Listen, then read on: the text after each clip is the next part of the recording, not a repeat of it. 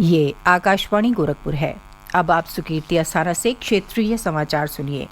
प्रदेश में नगर निकाय चुनाव के दूसरे चरण के लिए सभी राजनीतिक दलों के नेताओं ने अपने अपने प्रत्याशियों के समर्थन में चुनाव प्रचार तेज कर दिया है।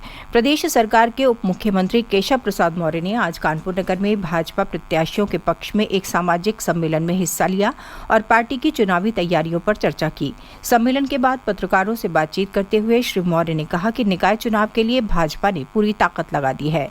उन्होंने कहा कि प्रदेश से लेकर नगर निकाय तक एक सरकार होने से विकास की रफ्तार तेज हो जाती है, इसलिए ट्रिपल इंजन की सरकार बहुत जरूरी है। उप मुख्यमंत्री ब्रजेश पाठक ने आज इटावा जिले के भरथरा कस्बे में एक जनसभा को संबोधित करते हुए वहां की नगर पालिका के भाजपा प्रत्याशी के पक्ष में मतदान की अपील की। इस दौरान उन्होंने भारतीय जनता पार्टी की उपलब्धियों और नीतियों को गिनाया और कहा कि कानून का राज और विकास के लिए नगर निकायों में भी भाजपा की सरकार रहना आवश्यक है। दूसरे चरण का मतदान 11 मई को होगा। इस चरण में प्रदेश के 38 जिलों में मतदान होना है। इनमें 7 नगर निगमों में महापौर पद के लिए 90 प्रत्याशी चुनाव मैदान में हैं, जबकि नगर पालिका परिषद के अध्यक्ष के लिए 1150 और नगर पंचायत अध्यक्ष के लिए 3492 प्रत्याशी भाग्य आजमा रहे हैं। पहले चरण का मतदान पिछली 4 मई को संपन्न हो चुका है। दोनों चरणों की मतगणना आगामी 13 मई को होगी। भारतीय जनता पार्टी के राज्य मुख्यालय में उप मुख्यमंत्री ब्रजेश पाठक के समक्ष बहुजन समाज पार्टी, समाजवादी पार्टी और रालोद के कई नेताओं ने अपने समर्थकों के साथ भाजपा की सदस्यता ग्रहण की। बसपा के मेरठ मंडल के कोऑर्डिनेटर गोविंद भारती, समाजवादी लोहिया वाहिनी के राष्ट्रीय सचिव अनूप बारी, सपा नेता अंकित शर्मा, मुकेश राज भटनागर, रालोद की पूर्व जिला अध्यक्ष कुसुम चाहर और धीरज सिंह भाजपा में शामिल हो गए। उप मुख्यमंत्री ब्रजेश पाठक ने भाजपा की सदस्यता ग्रहण करने वाले नेताओं का स्वागत करते हुए कहा कि वो अपने अपने क्षेत्रों में भाजपा को मजबूत करने का कार्य करें।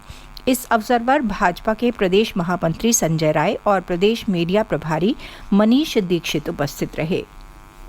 केंद्र सरकार ने देश में 1570 करोड़ रुपए की लागत से 157 नए सरकारी नर्सिंग कॉलेजों की स्थापना को मंजूरी दी है। इनमें से 27 नर्सिंग कॉलेज उत्तर प्रदेश में खोले जाएंगे। इन्हें मौजूदा मेडिकल कॉलेजों के स्थलों पर ही खोला जाएगा। स्वास्थ्य मंत्री मनसुख मांडविया के अनुसार प्रत्येक नर्सिंग कॉलेज की स्थापना के लिए 10 करोड़ रुपए की राशि दी जाएगी।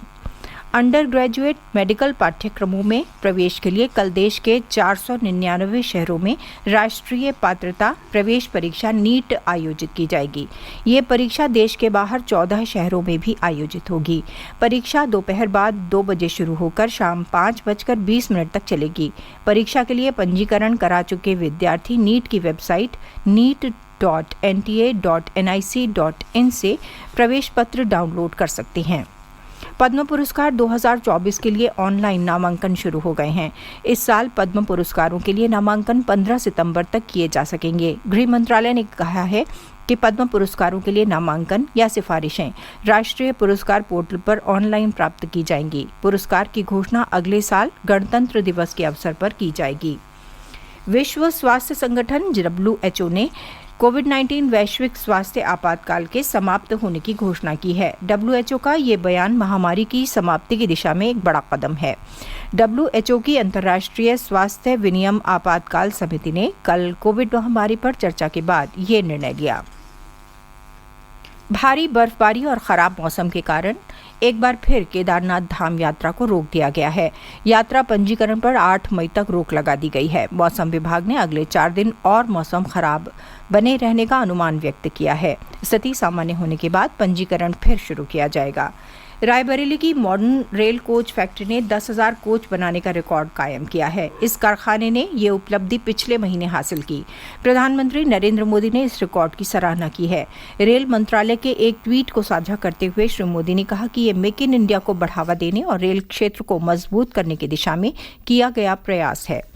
मऊ जिले के दीवानी न्यायालय के मुख्य द्वार के पास आज निःशुल्क विधिक सहायता हेल्प डेस्क का शुभारंभ किया गया। हेल्प डेस्क का शुभारंभ इलाहाबाद उच्च न्यायालय के न्यायाधीश और जिले के प्रशासनिक न्यायाधीश गौतम चौधरी ने फीता काट कर किया। ये हेल्प डेस्क मुकदमे की पैरवी में अक्षम लोगों को अधिवक्ता उपलब्ध कराएगा। क्षेत्रीय समाचारों का ये बुलेटिन समाप्त हुआ। नमस्कार।